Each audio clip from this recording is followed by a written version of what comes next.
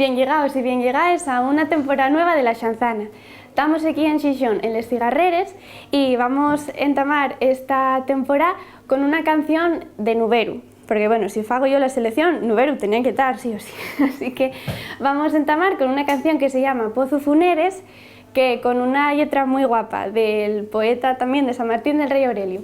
Manuel Asur, fálanos de lo que pasó en el Pozu Funeres, que es uno de los puntos clave de memoria histórica para la zona del Valle del Nalón.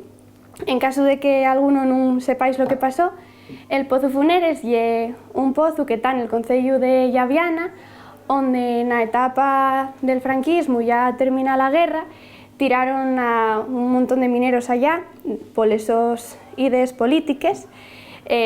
Torturáronlos, tiráronlos allá y después, por si alguno quedaba vivo, todavía dieron metralla para allá. Estas historias hay que tenerlas siempre muy presentes, no solo yendo al Pozu Funeres, que podéis ir, sino también con música. Así que esto es la mi versión.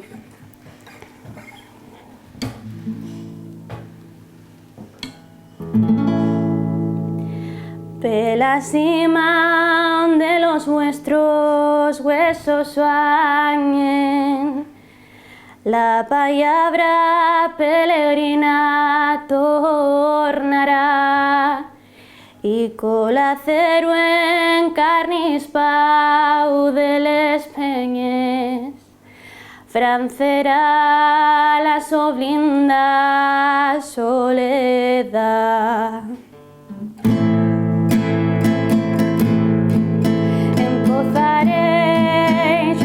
Con el pueblo, los caínes de la luz y de la paz, y la esperanza trazada en vuestro cuerpo, darle o habitará la libertad.